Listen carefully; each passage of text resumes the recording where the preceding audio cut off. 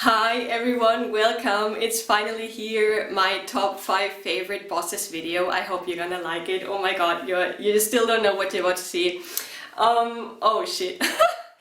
Okay, so before I start with the video, I just want to give a short disclaimer.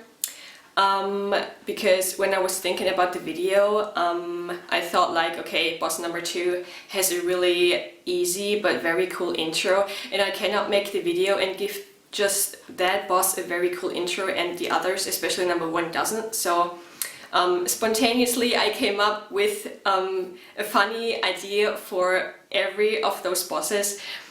But on the other hand, I also don't want to disrespect the bosses.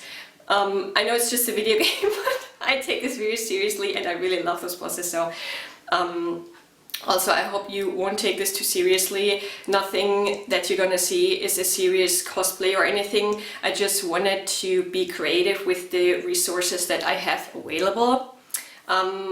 So I also hope that I can find a good balance between the fun or cringe or whatever or the total embarrassment and the serious talk about the bosses.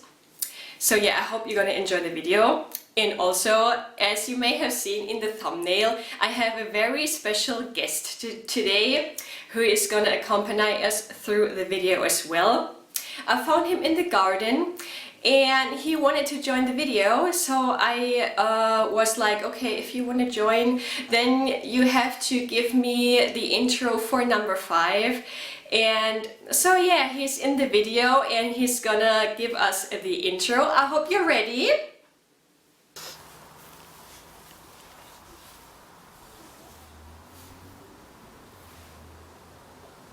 What you looking at? Wanna start something, mate? Ah, right. Number 5, the intro. Oh, sorry miss, I forgot it. But number 5 often has a buddy, and I'm just gonna ask their buddy to do the intro for them. Alright mate, come on over buddy, let's do it.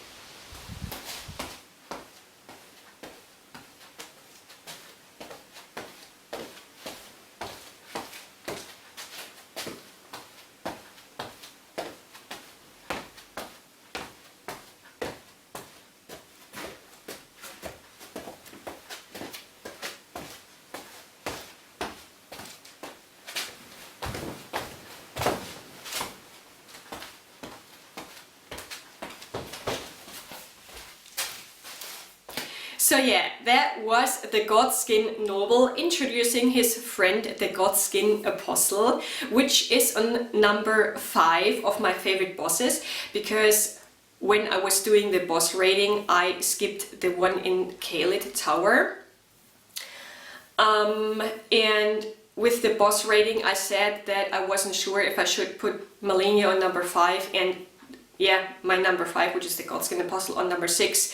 But meanwhile, I have to say, because AV has reached Malenia and my third character has reached the Godskin Apostle and also beaten them, I don't regret having put Malenia on number 6 and the Godskin Apostle on number 5, because it's not only the ambience, also meanwhile I really prefer the Godskin Apostle fight over Malenia.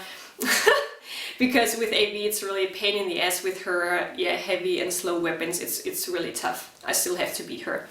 So yeah, but also like I want to be neutral, so but yeah, the Godskin Apostle is really a very enjoyable fight for me, and I always try to get in there early and give them a very good fight and honorable fight.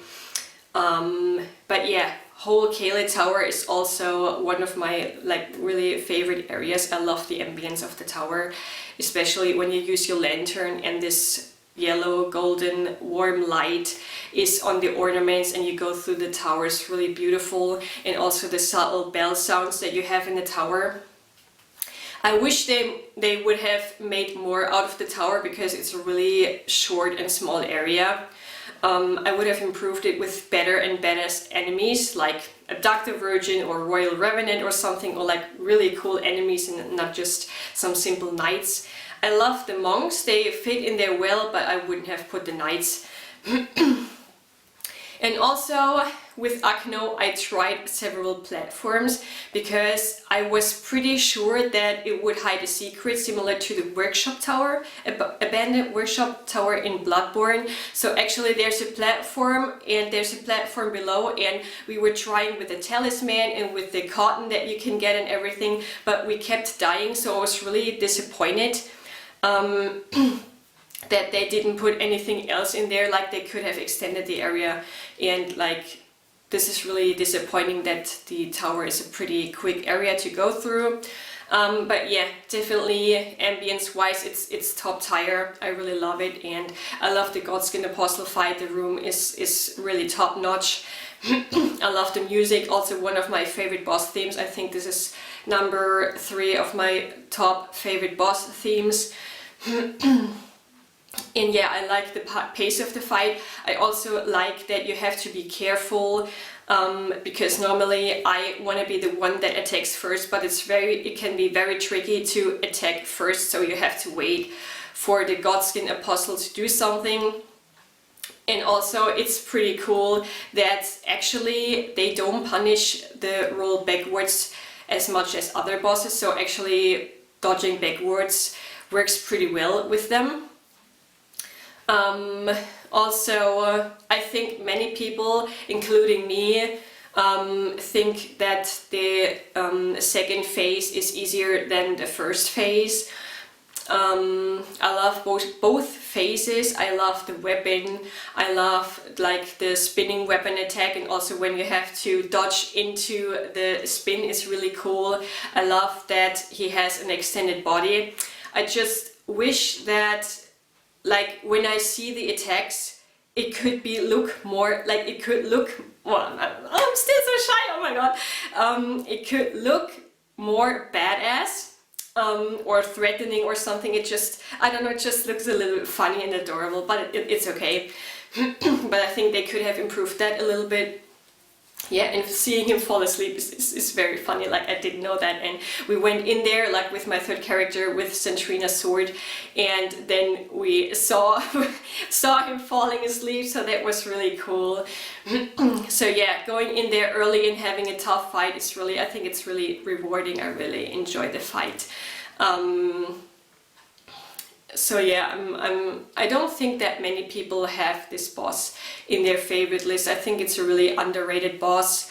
And I also think, like, if I was a maker of the game, I wouldn't have put the Godskin Apostle and the Godskin Noble together, because the Godskin Noble like takes away so much from their ambience.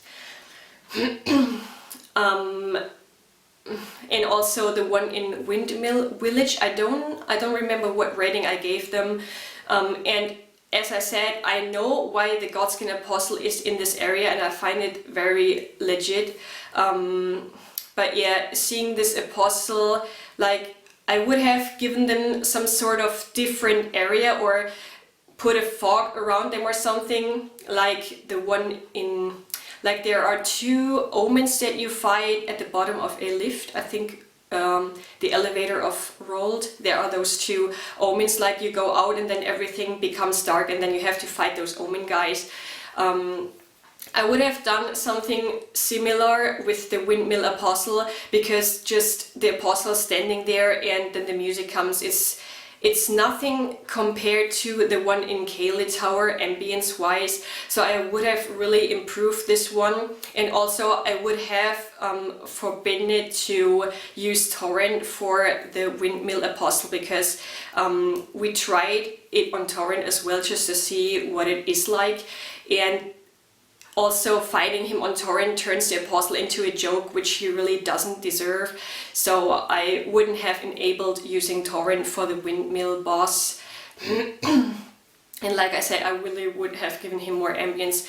I mean, the music is still there, but it's just different with the one in Caelid Tower. So I think this boss, I really love this boss and I really find him very enjoyable, but it's also, it depends on the ambience as well. So like comparing the Windmill Godskin and the one in Caelid Tower is really a huge difference for me.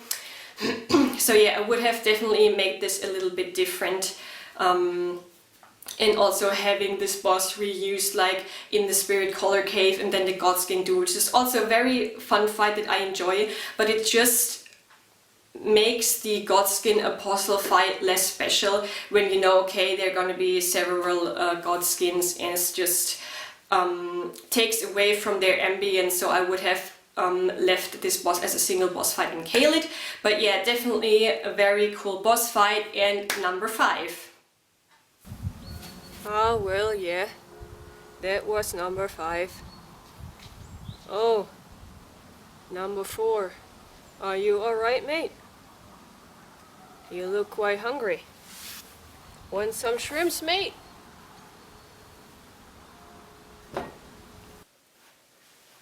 Oh, I need more. Feed me more. Death.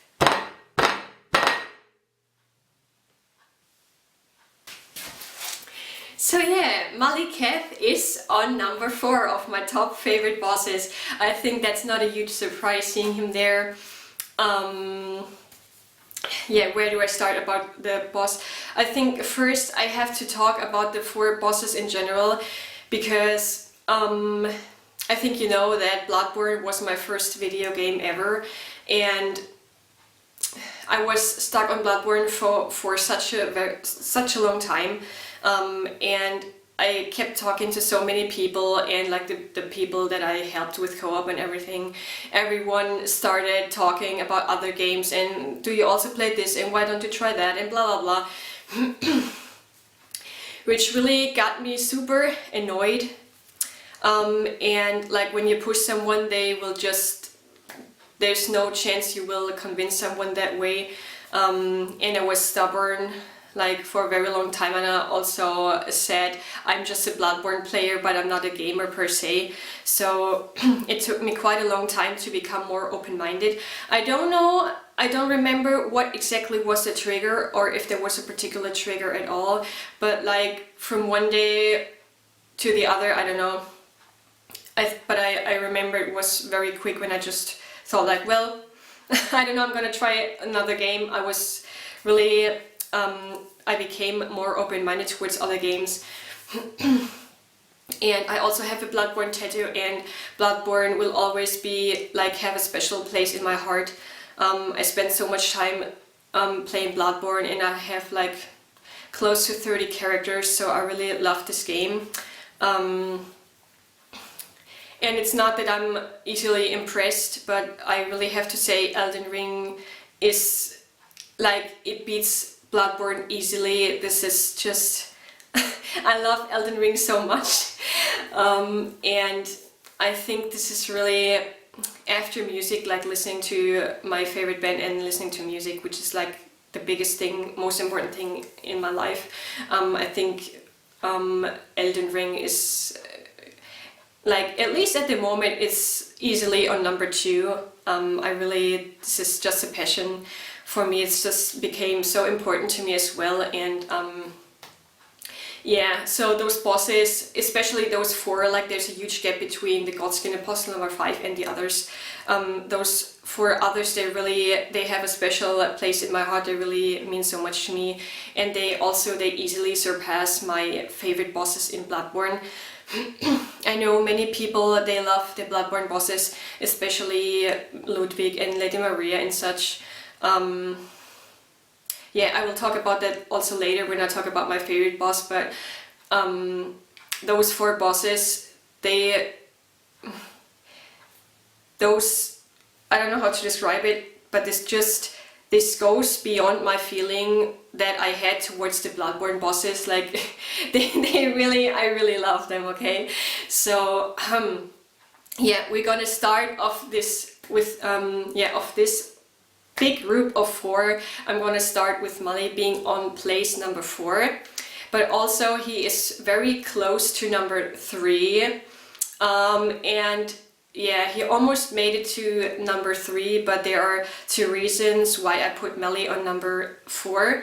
I'm gonna get to reason number 2 in a second when I talk about number 3. But yeah, the first reason being that I think it's really a shame that Mali has such a short health bar. And like I mentioned with Malenia, they put everything into the Malenia boss fight and gave her such a huge HP bar, like those 2 phases, while other bosses would have deserved it as well, and Mali is one of them.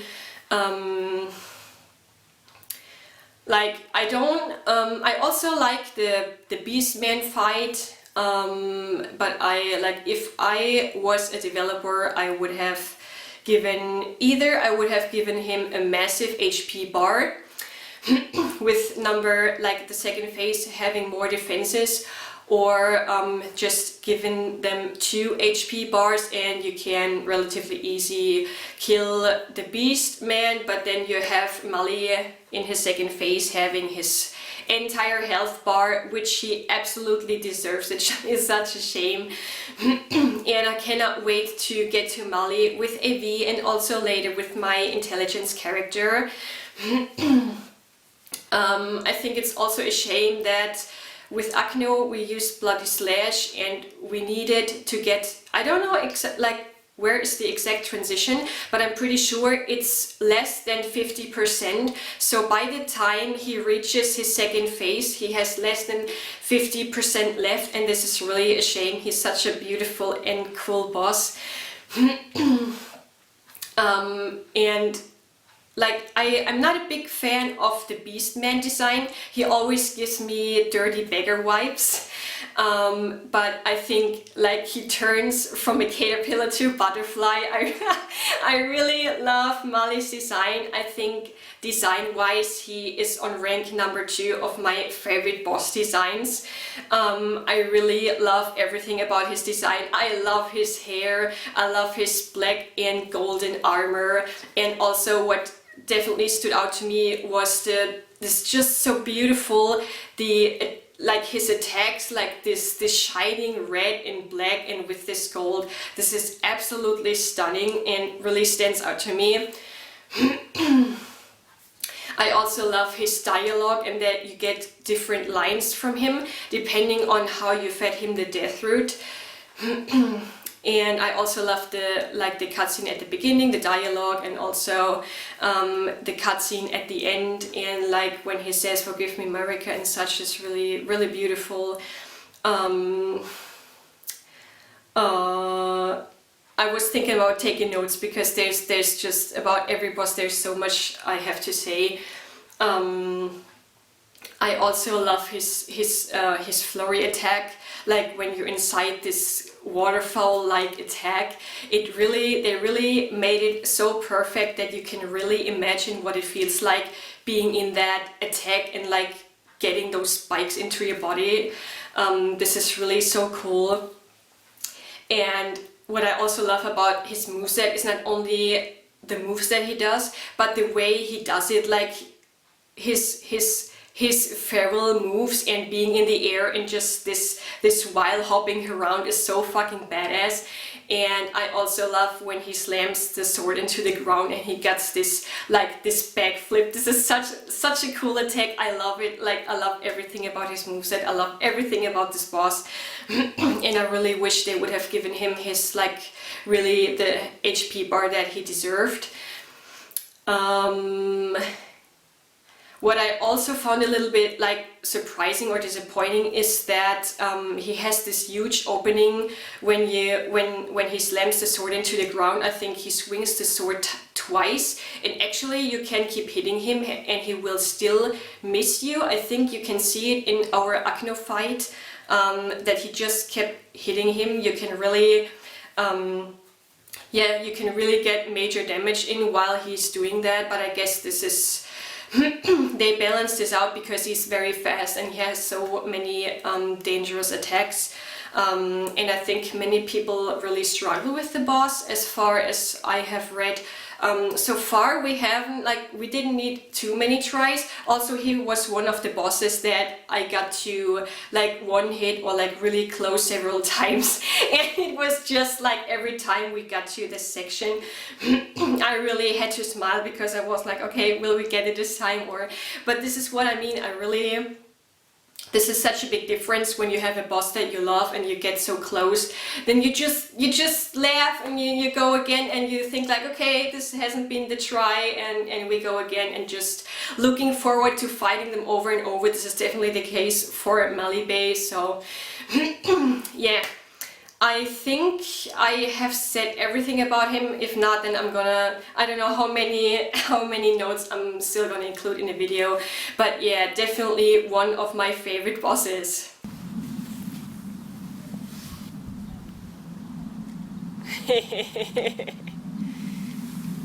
Oh. You alright, mate? Well, number 3 is gonna introduce themselves. Nothing to see here, mate.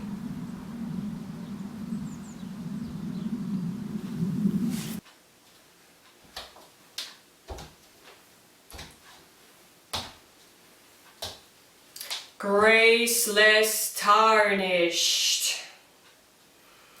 What is thy business with those rankings? Number 6, Melania. Number 5, Godskin Apostle. Number 4, Maliketh, the Black Blade. Willful traitors, all!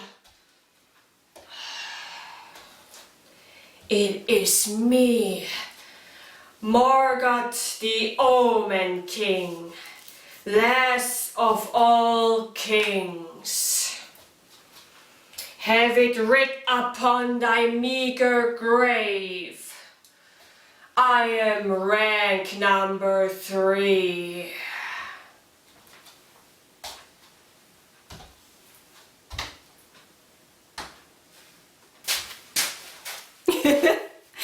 Oh my god. So yeah, that is my number 3. I think this is the least surprise because of Margit Bay. Also, I know that his actual name is Morgoth, but for some reason, for me, I will always say Margit, even though I mean both bosses and also the one in Leyndell. Because, I don't know, Margit just sounds cuter. So, yeah, as you know, I kept mentioning Margit, and Margit is, I think, on number 2 of my favorite beings in Elden Ring. And I had to pick one fight because obviously you fight Margit several times, and the one in the outskirts, they don't have a boss bar, so this doesn't count. So I had to decide between the Stormvale Castle fight and the Leyndell fight, which one I'm gonna put into my top 5 favorite bosses and boss fights. So yeah, one of them of course had to go in my top 5 favorite bosses list.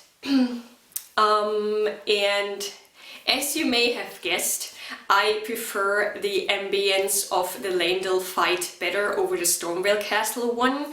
I think I mentioned it in my boss rating that for the Margit fight in Stormvale, they should have like made a little bit more out of it, like with the Godric arena. I think this one is more epic compared to the Margit arena, so they should have given him a little bit more ambience in Stormvale. And I think I mentioned it already that also the Leyndell arena is one of my favorite arenas, but I swear actually I don't have too many favorite arenas, but I really like this one as well. This is really an epic setting. and I really like the intro scene. I think most players, I think I cannot compare it with many games. As you know, Bloodborne has been my only game next to Elden Ring so far. So, but I think many people, when they're playing a game, I think many people are pretty clueless about many things still. And I think many people don't even read the item descriptions, like me included. Okay, I admit. Sometimes I really forget reading the item descriptions, but I really said I have to get better at that. But it's so cool when you have this intro scene and he mentions these names, and I think most players are like, okay, and what do you want to tell us? Like, they don't get it and they just listen. Okay, there are the names. Okay, I defeated this boss, and what about that one, and why is Ronnie in there, and blah blah. So this is a really cool intro scene. And yeah, I also, with the Mali Bay one, I said I wanted to explain the second reason why, like, because they are so close together, and why Margit is also above Mali in my rating. So my second reason, of course, and I think this is the biggest reason why Margit is like my second favorite being in Elden Ring, because he has so much personality. I think there are not many beings in Elden Ring that have so much personality as Margit. I can only think of Patches having a lot of personality. Like, of course, everyone has some sort of personality, and you get like a lot of dialogue with many characters. But I think ones that really stick out are Patches and, like, by far Margit. Like, at the moment, spontaneously, I cannot think of of anyone, like, at least for me personally, that has so much personality, and also like this relation like just towards us, the Tarnished, is just very special. I love the relation like the player has with Margit. I really love it. And one important note that I really have to mention, that I won't forget it, I'm gonna mention it now. What is really so beautiful about him is when you defeat him and he's lying there and oh my god, like, this is smooth like butter. This makes me melt really when he talks to you one last time, and when he says like, "Thou art but a fool" or something. Just the way he says that, like his voice actor, like, this is a stellar job. This is really, I don't know about you, but I think I don't know if it's underrated, but I think this scene, this line really stands out to me. The way he says that, this is like in an almost loving way, like when you compare his tone the first time you meet him in Stormvale, and then like he's as if he's cheering for you, and like I don't believe you can, like, anyone can go through the earth tree, but as if he, like, deep inside himself, he's really rooting for you, and he really grew to acknowledge you and to like you. This is oh my god, this really gets me emotional. So this line really stands out to me. And also Godfrey gets some extra points from me for, like, I don't know why, but I think I wasn't really aware of this the first time. Like, the intro for Godfrey, he picks him up, like he takes him in his arms and gives him his proper rest. Like, this also so beautiful. Oh my god. Oh my god. So yeah, these two scenes are really touching. I really love them. And I think, yeah, that's really the major thing that I wanted to talk about. Like, everything, his whole aura, his personality. Also, he's just so adorable. Like, he's an absolute classic for Elden Ring, I think. And I guess I like if I was a developer, I think I would have made Margit. I think really he's in the like really at least top 3 of characters where I really think about, okay, I need a signature character for Elden Ring, or like I think there's an edition, collector's edition, where you get a Malenia figure, and I think I personally I would have made Margit the signature figure of Elden Ring. So yeah, this is just his personality alone makes him really stand out. So yeah, also regarding his boss fight, I love that he has like his original moveset, but then he has this like how he transforms the blade, and like the additional attacks he gets is really cool, and the different elements, also the transition, and like I actually I don't know all types of attacks that he does, like the sort of attacks, but I really have to read about that. But that's really cool. I cannot talk anymore. Oh my god, the variety of attacks that he has is really beautiful. Especially, is it blood? I think it's blood. Like when he has the blood blade, I think we really got lucky when fighting him with Akno. Yeah, also a boss that really deserves his moment. And also what I find very cool is that he also does this in Stormvale, but also in Leyndell, that he moves with you. This can really be tricky. I think he's the only one that does that. We are in the DLC at the moment with Akno, and we beat Relana the other day, and he also she also does it. Oh my god, I'm so I'm so fucking confused like this. I'm just, oh my god, from the scene alone I'm still okay. So yeah, I think he and Relana are the only bosses that do it like to such an extent to follow you. This is such a tricky move, but it's so cool that and also the way he does it, I don't know, I cannot imagine anyone seeing him and not liking him. I think I don't know, but I think it's so adorable when he like dodges with you, and like the way his body moves, and also his tail is really cute. I really love him. And also I love when like the golden crosses, when they go down, like all of his attacks are very beautiful, and when he has his like extended sword, the golden sword like thing, spear thing, it's really cool. I really enjoy the fight, and I'm very glad that he is at that spot in the game. And yeah, definitely my number 3. So yeah, I'm back because I had to take a little break. I got a little emotional there. And also I used the break to look for my necklace, because I was sure I put a necklace on today, but for some reason it's gone. I must have lost it somewhere. Well, anyways, I'm gonna look for it later. And there is also a spider near the camera. Okay, so I'm trying to focus. Okay, we got 2 bosses left.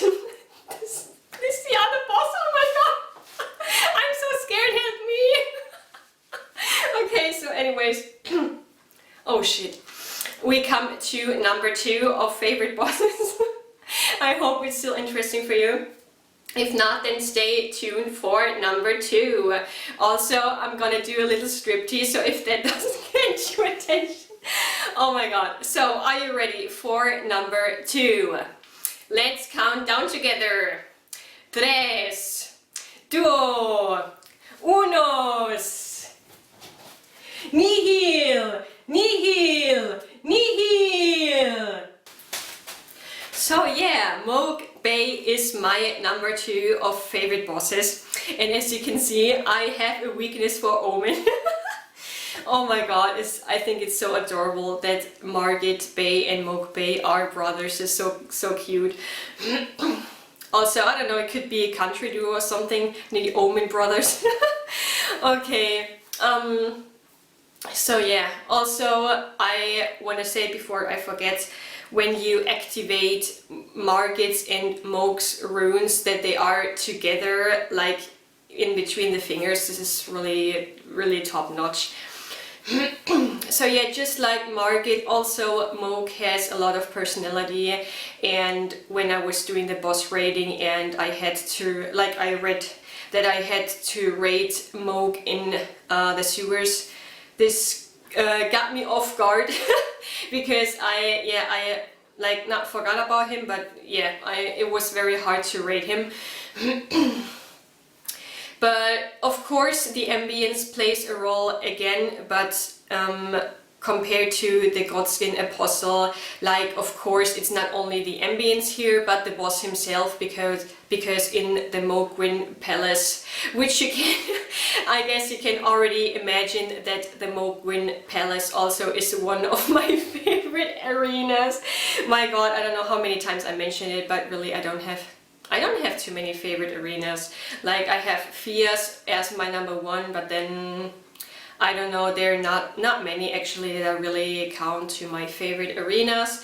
So yeah, anyways, Moog Bay in his palace really has a different character, and I cannot compare him to the one in the sewers.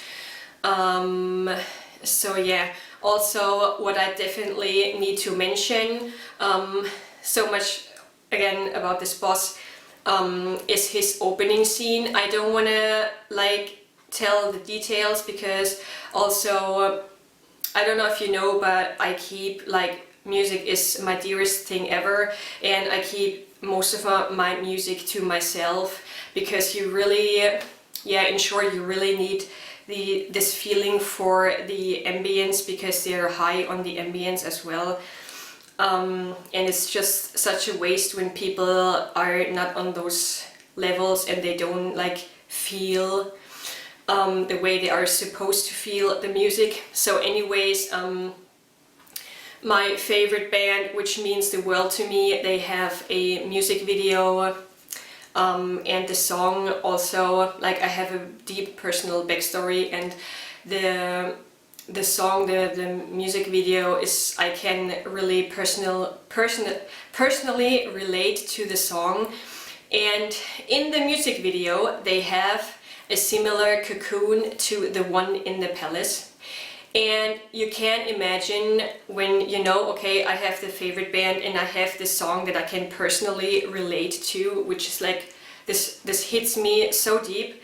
And then I see the cocoon in the opening scene, like just mind blown, like really, wow. So yeah, the cutscene itself is pretty epic already, but because it reminded me of this music video, and no, I'm not gonna give you the link. No offense to you, but I just keep it to myself. It's just how I am. Sorry. But yeah, seeing this cocoon in this cutscene, this was just something else.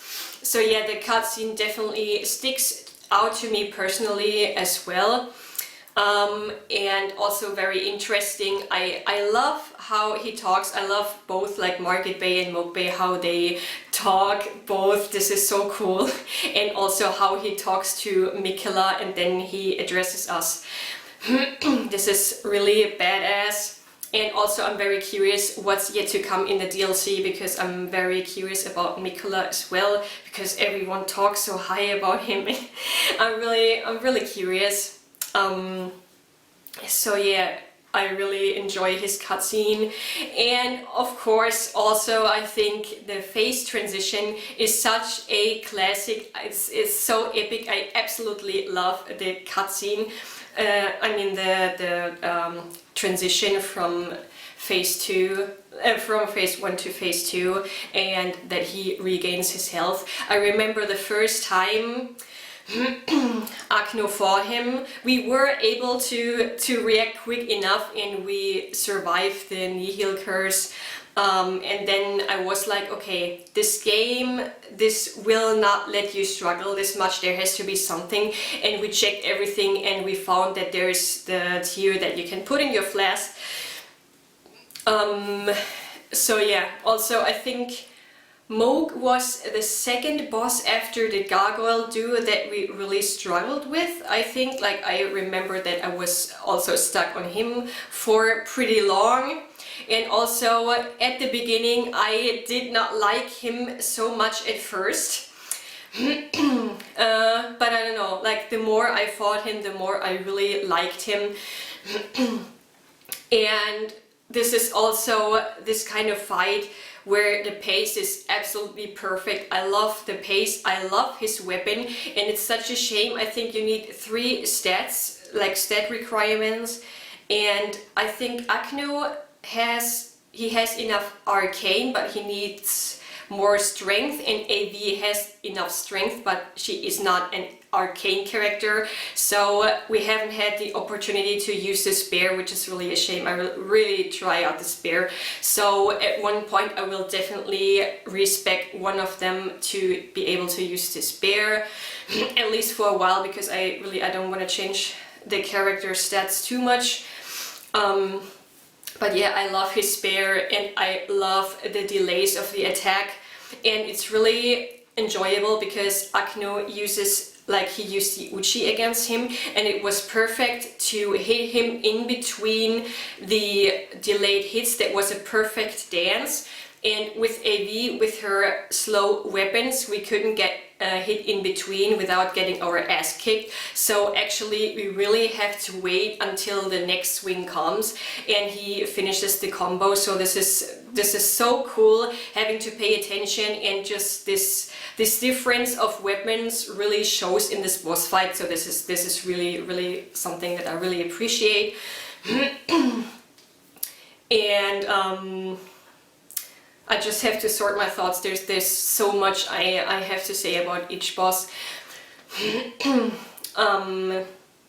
Yeah, it's perfect, and I think with Akno we really got the first down pretty perfect. The first phase down pretty perfectly. I think we had like 1 flask, or even like, I don't know, maybe even without mistake, I'm not sure, but we had a very clean first phase. I'm really proud of this. And the second phase really gives you a run for your money, but I love the second phase. Also, that overlevel characters still struggle with him because he does so much damage. This is really cool. This is not a boss I think that you can really destroy, because of course everyone can play the way they want, blah blah, but I really don't think that such an epic boss deserves something like this. I guess people can, I think they can get pretty high damage in during his transition, but yeah, he still hits like a truck, so that's really cool. And I love everything about the fight, and also I love the music is also like, his theme is my second favorite boss theme of Elden Ring, and I also love how the music changes. Is also very noticeable in the Malenia boss fight, but also for his boss fight, how the music changes after the transition. Like, immediately you get the feeling, okay, something even more threatening is coming, and you like, what is coming now, and the music really puts up the tension. This is really absolutely top tier. I love the wings, and also when you could compare it to Malenia, like her beautiful like wide wings, and he has the wings pretty far up, like almost like, I don't know, a dragon or something, but his wings are also pretty threatening looking. This is really very well done. I also love the sound he makes when he swings his spear, like this. I don't know, this is really so adorable. And yeah, in the second phase he's such a badass with the blood all over the arena. I really love it that he really got your focus and that you have to pay attention. And it took us quite a while to find a good strategy against him. But yeah, all in all, just his moveset and the expansion of his moveset. For example, when he rams the spear into the ground and then you have to pay attention to the follow-up to the explosions. It's really everything is so cool. And also like the flame, how is it called when he does the scratch and then you have the flame explosion. I don't know about you, but for me this was very tricky to find a timing. This timing for this attack is like, this absolutely sticks out for me for Elden Ring bosses, because like you cannot dodge with the explosion. And also it's not delayed, it's a little bit like you have to dodge a millisecond before the explosion comes, so this was absolutely tricky. Even to this day, sometimes I still fail dodging and timing this attack, so this is also a very special attack and very well made. Yeah, and also like I think the coolest thing of course is his transition, and the first time you fight him and then you got the rings and you don't know what the fuck is gonna happen. Like I think the first ring we didn't even see, or it took a longer time until we saw, okay, like what is happening, there are some rings suddenly, what's gonna happen. So this is really absolutely cool. And also like when he's defeated, that just like Margaret also, that he keeps talking and that he keeps dreaming about his dynasty and everything. He has such a cool personality, and I really love that they are brothers, and yeah, it's just really perfect. I really love Moog.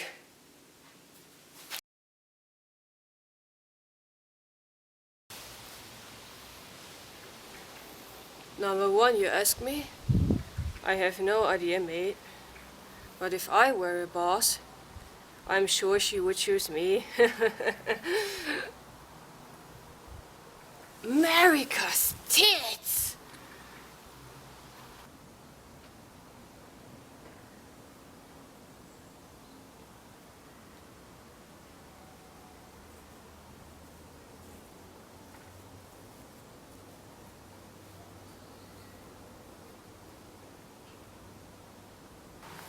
My deepest apologies, Lord Radagon, mate. Of course it is thee who is number one.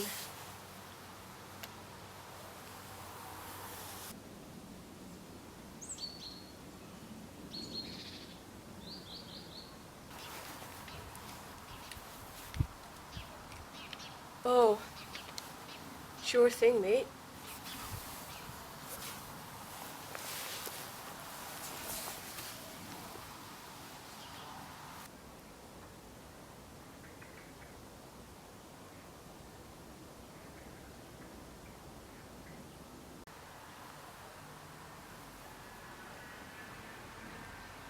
Oh, of course, mate.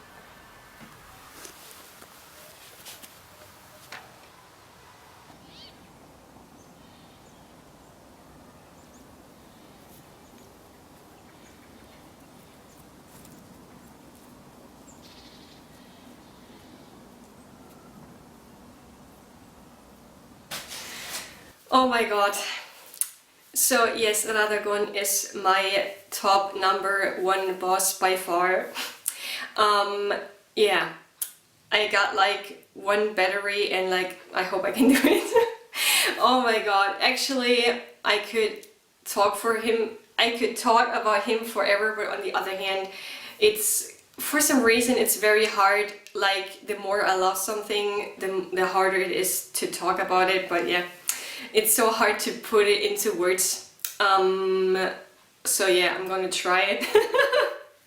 Okay, so firstly, I think I'm gonna start with the basics again.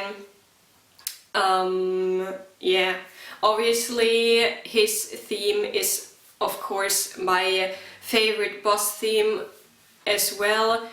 I think it's called officially the Elden Ring main theme, but it's just a different thing when you start the game.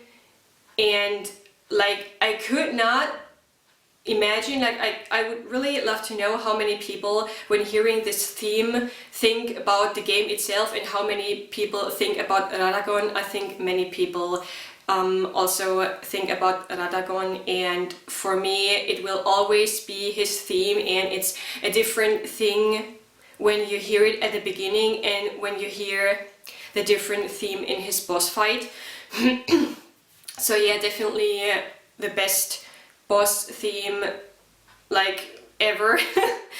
Super epic, and of course like everything is on number one, like his aura, everything is my favorite. Like so far when I said this is my number 2 and this blah blah, this is just really everything. Favorite boss design, favorite theme, favorite everything.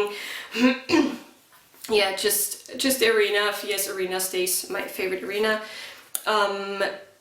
So yeah, I'm so happy that like the way his theme turned out is absolutely perfect.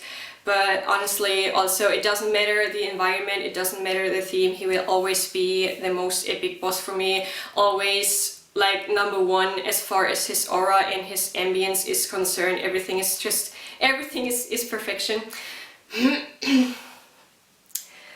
Oh my god. Okay, also I have to be careful. Okay, I can really get emotional here as well.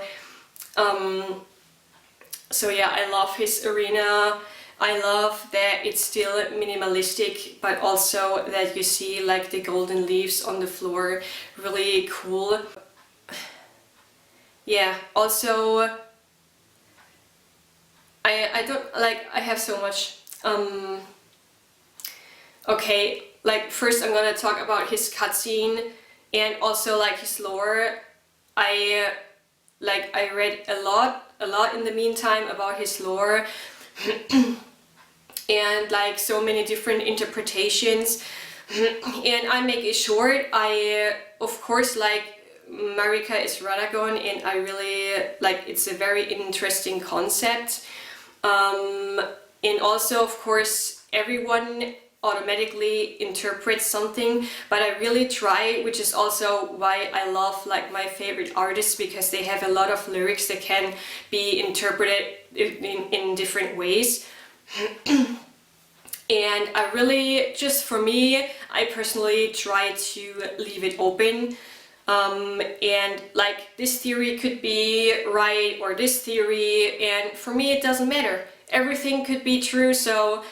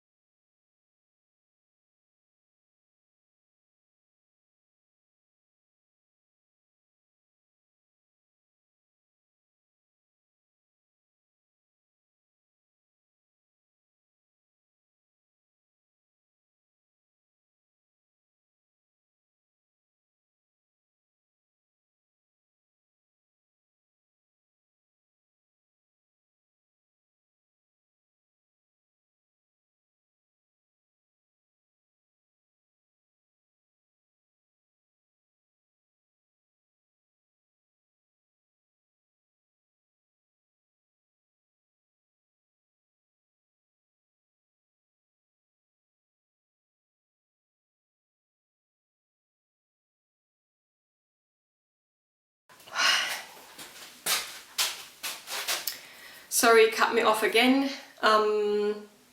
So yeah, just getting back to his lore.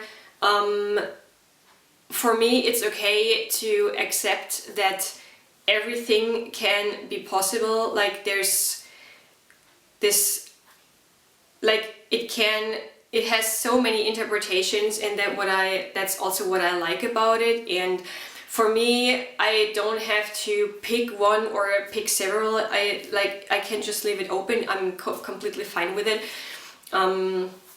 But for me personally, also what I find interesting, like that they have both their different will, and that they had their different actions. And I asked myself how exactly, like she wanted to, like she shattered the Elden Ring and he tried to repair it. Like I would really, yeah, like to see more like detailed how exactly like they were at odds with one another. And like, I mean, they have to be separate at that point to be able to do those actions. Like this is really very interesting to me. So yeah, but all in all, it's very, like, I'm completely fine with just, yeah, that it's so open to interpretation. I really love it. so yeah, then I think we go to his cutscene.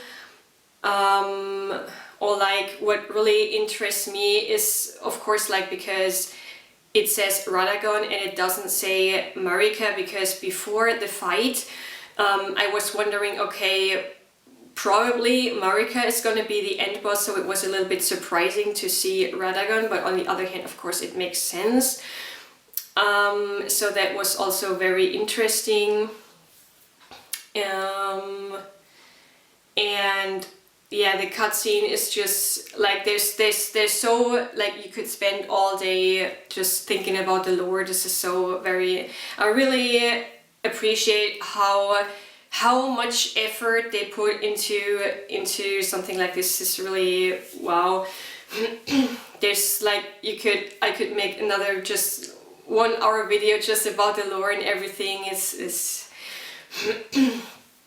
So yeah, I love the intro, and yeah, regarding the fight, I love everything. Like I have to mention everything.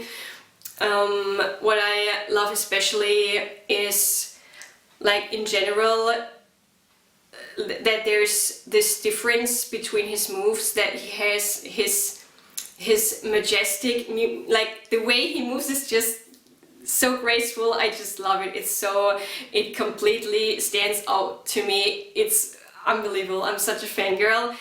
But on the other hand, I love the move especially where he closes the distance with his hammer, and like the first thing it came into my mind, like that he is drunk, or you really get the feeling of being drunk with this move.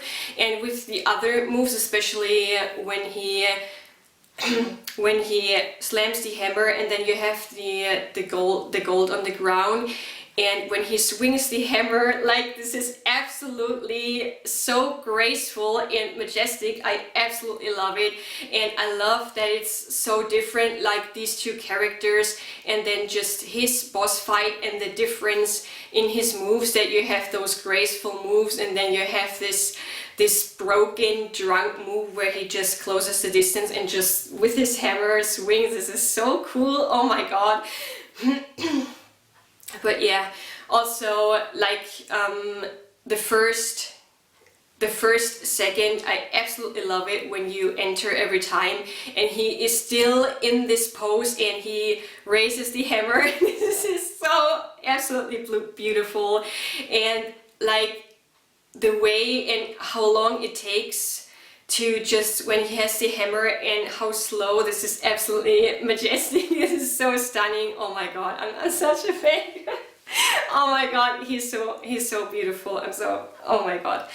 So yeah, this is really one of his like one of my favorites when you enter, and also when it starts and that he doesn't react. Also, of course, that he is completely silent is absolute perfection. I love that they just kept it at that. It's absolutely perfect.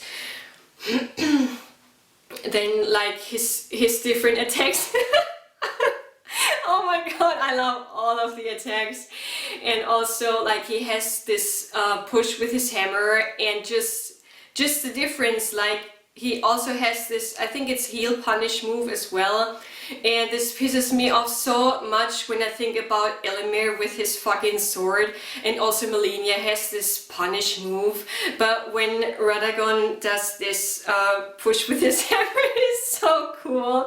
I love it so much. I love his stomp. It's just so badass. Like every move, like just his posture and his overall, just the way he moves, not only the moveset, but just the way he moves is absolutely outstanding for me. It's so, I cannot put into words. I love it so much.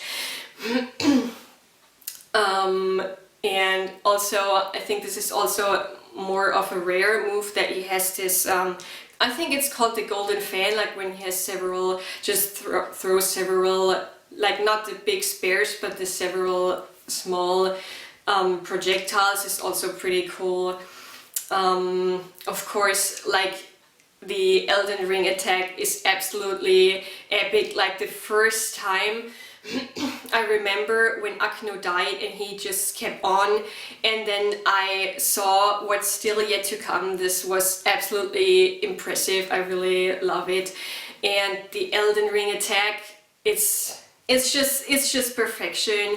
Like when he gets up into the air, and also the difference when he, like the pace when he gets up in the air, like sometimes he can be so fast, and then you have this glowing hammer also, like on the floor, the glow is like more of a dark and warm glow, but when he has like the Elden Ring attack and he has the hammer in the air, like this also more of a light yellow or light gold, and I really love just the glow of the hammer alone.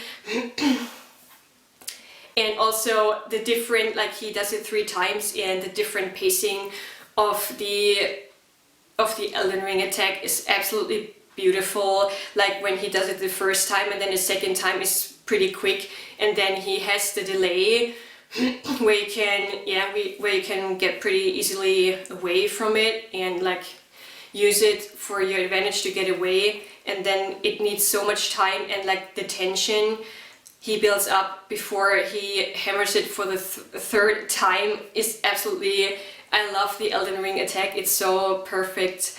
And also with his theme that you have this epicness on one hand, and you have these cellos, I think, I don't know, I'm not an expert on that, but these you know, this really adds intensity as well and gets your heart pumping, so I really love the differences in the music as well.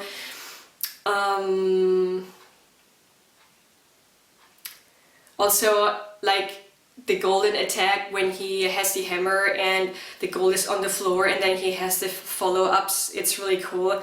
And the attack that we struggled with the most is still his grab attack with the golden arm. It's such a badass move as well. And also I think this is on number 2, like following Moog's scratch attack. This is so difficult to pace, at least for us it's very difficult to figure out like when exactly, like it needs a long time, but then also you are too late, but when you're too early he gets you as well. This is so tough, but it's such a badass attack, like absolutely amazing. Also his teleport is so fucking cool and beautiful, like just everything. Yeah, and regarding his boss design, of course, absolutely, I'm so happy what they made. This is absolutely this is absolutely beautiful. Oh my god, I'm such a big fan of him, really. I love the way they design his body, and like the Elden Ring shines in there, and his hair and his face, and I absolutely love the expression on his face. Like this, just this empty stare, like neutral robot-like stare. It's absolutely beautiful. I love it so much. And as you can see, of course, I'm wearing a Moog shirt today, and I also have several others in the meantime now. I also have Mali and others, and of course I was looking for Radabe merch, and there are a couple merch items, but I have to say many things that I looked at just screwed up his face, because this just wasn't able to represent the aura that he has. And also like the design for my Moog shirt is also like the same seller has a Radabe shirt, but his face is so like pissed. I don't know, it's just it doesn't fit him, which is really a shame, because the overall design of the shirt is really nice. So I picked one, like really, I think it's an original shot where like it's super close to his actual look, which I picked, and then I got it on several items, because this is so so difficult to represent like the aura he gives off, so I would just take something which is really original, because otherwise it's just something else. I also love the attack where, like in the second phase, when he teleports and he has these golden spears around, like from the bottom going up, and it also feels like you were caught in this grid of gold. This is so cool. I don't know, I hope like if I mentioned all of his attacks, or like the majority, like everything is so beautiful, but just the way he moves, also like how aggressive he can be with the hammer, and then also when he does his golden attack, just when he lets the gold on the floor, and as if he looks at it and he finds it beautiful himself. This is so good that he's so slow doing that attack, and also looking at it is so beautiful. So yeah, what I need to talk about, which is something really negative, is that his fight is tied to the Elden Beast one. I think many people, or the majority... Oh my god, I need so many goes at this. Okay, so I'm gonna try it again. Oh shit, this gets me so upset and so emotional. Oh my god. But yeah, I guess everyone's gotta be passionate about something, right? So yeah, so anyways, the first time I saw his fight end, and I was so sure, I was so looking forward to something that they gave Malenia. I was so sure he would get something similar. And also in my boss rating video, when I said like congratulations to all Malenia fans, it was actually pretty bitter, because yeah, when you have Malenia as favorite boss, then you have everything, and this hurts so much. Just when his fight ended and he just disappeared into nothingness, and then I'm so glad nobody saw my face at that moment, but like when I saw this hand and like this beast appear, and just like this was, I have to say, I think this was the worst moment that I have that I've had so far in gaming. Nothing comes close, like being at a BL4 fight like Ludwig or something and just dying to one hit. Nothing comes close to this feeling. Like seeing him just disappear and he doesn't have anything else, and he's not the end boss, and then he's just gone, and then there's this beast. This really hurt me. This still hurts me, and I just, yeah. And also in my fight, or like every time I fight him or fought him, I click away as fast as I can, because this just hurts, and it's beyond me how they, like when they were developing it and that everyone agreed that this is a good idea, just I don't know.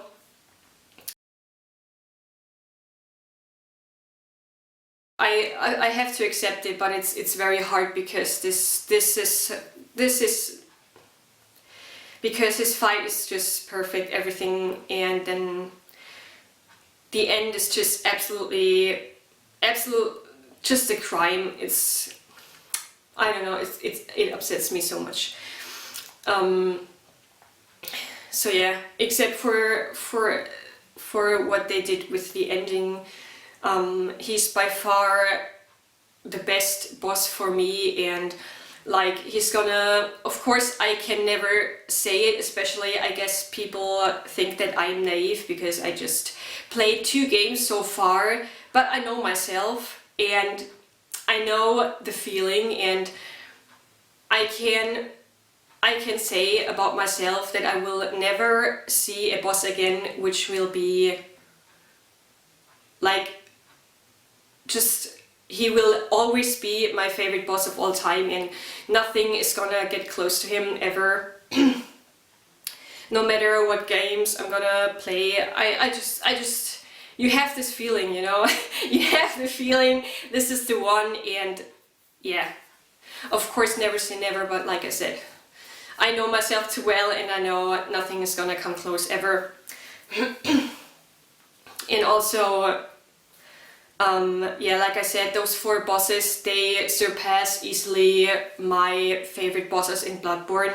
But also, especially, Radagon is like, you have number 5, and then you have this huge gap between number 5 and this group of 4, and then Mali and Margit are pretty close to each other, and then you have just Moog for himself, but Radabe is it's just above the clouds and just totally unreachable. And also, when talking about a boss, like, so many people say this is an epic boss fight, and also in my videos that I recorded now, I think I said like awesome and so cool and one of my favorites and blah blah, and this is so epic. I think I also said it countless times. And of course I mean it all, like, so many bosses are so epic. And I love fighting them, and I just enjoy fighting them. I love everything about them and the way I feel about them. But Radagon is still, he has given me a feeling with the boss fight that I have never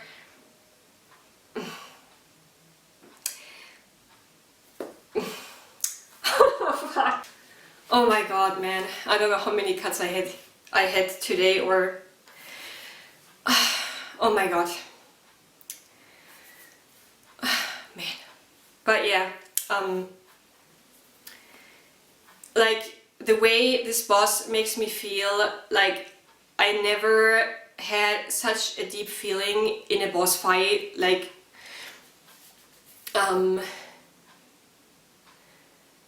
I love so many bosses and I enjoy so many bosses, and so many bosses are epic, but this is just a complete different feeling, and I never had this with any Bloodborne boss, and I don't have this feeling with any other of those 4 or other Elden Ring bosses. This is just not only enjoyment, this is just, I don't know, I could never imagine that I could feel so deeply for a boss or for a boss fight. This is something I really never experienced, and I don't know, I guess people that are not into gaming, I think maybe they think people like me, or I don't know, if we really get tattoos, and I don't know, that they think we are crazy, but this is just this, that you also feel it in your body. I cannot describe it, like the disappointment I felt at the end of his fight. This just, my whole day was done. Like, do you know when you are so disappointed, but when you are so disappointed that you feel it in your body, like you have this, I don't know, this weird feeling that pulls you down. I never had this with any other experience in my gaming. Not only, like, take Placido Sack's last hit, this shitty fight we had, and then the last attempt we had, or any BL4 fight and getting to 1 hit. Nothing compares to the feeling I had when his fight ended and I saw the Ellen Beast the first time. And also, of course, on the other hand, like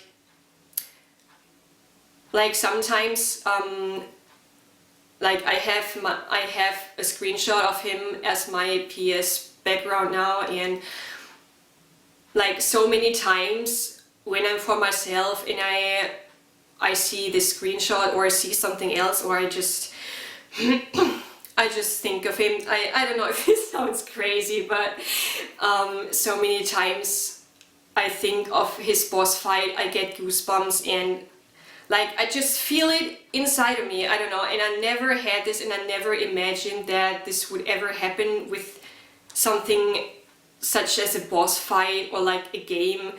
So this is just completely, this will always be like in my heart, and like I will always remember this, and that he gave this feeling to me, and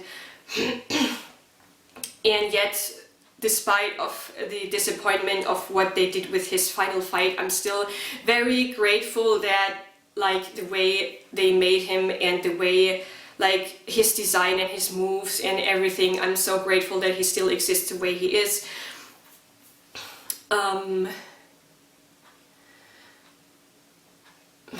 Yeah. Also, I cannot imagine like the way I was back then when I just played Bloodborne and I was too stubborn to try a different game. I cannot imagine. Oh my god, you cannot imagine how glad I am when I filmed this video that I don't know how many cuts I needed for this. Oh my god. I knew it's gonna be emotional, but okay, oh my god. So yeah, what I also wanted to say that when I just played Bloodborne back then, and what I would have missed, like the entire game, like in the entirety of Elden Ring, like everything, there's so much that I love so much, but yeah, I would have missed everything, and I would have missed this boss, and I would have missed this particular feeling he gives to me. This, I cannot imagine, like, this sounds so crazy, but I cannot imagine like yeah, that it didn't happen. And yeah, I just I don't know, man. I could not have imagined, like, would it have been just playing Bloodborne or something else, and I would never have discovered Elden Ring, or never, especially this boss fight. What I would have missed, I'm so grateful that I did. And yeah. I hope you enjoyed the video, and oh my god, I'm so glad it started so fast. Oh my god. So yeah, that was the end of the video. Thank you so much for anyone who watched till the end. I'm super grateful for your support, and I hope you liked the video and it was not too cringe. It was definitely a roller coaster for me. I wouldn't have expected that. Oh my god. But yeah, this is gonna be the last video for now, but definitely I'm gonna make a DLC boss rating as soon as Akno has finished. Holy shit!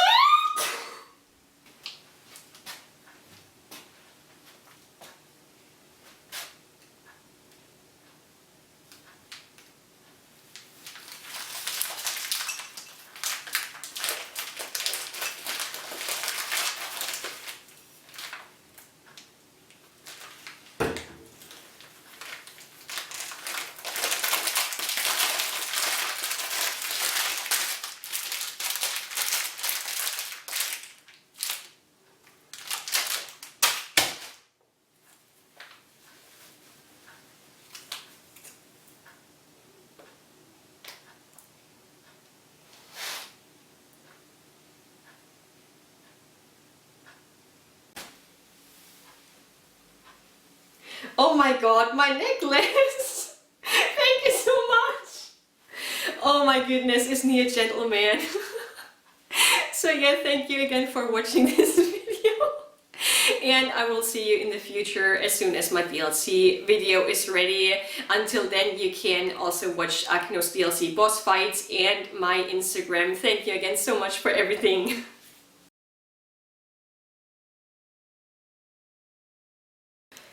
Death.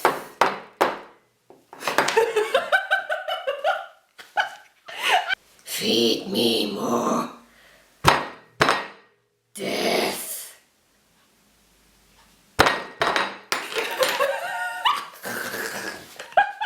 Graceless, tarnished. What is thy business with those rankings? Number 6, Godskin Apostle. Number 5, Malenia, and I fucking confused it again! So yeah, Moog is my number 2.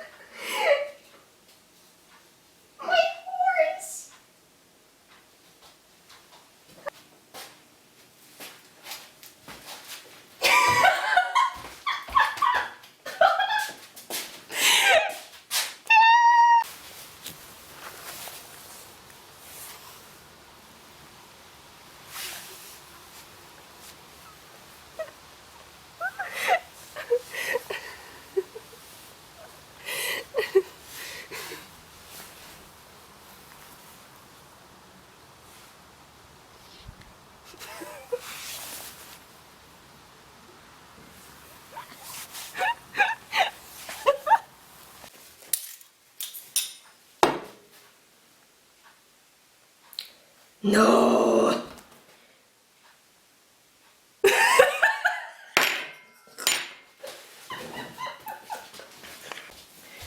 Graceless, tarnished.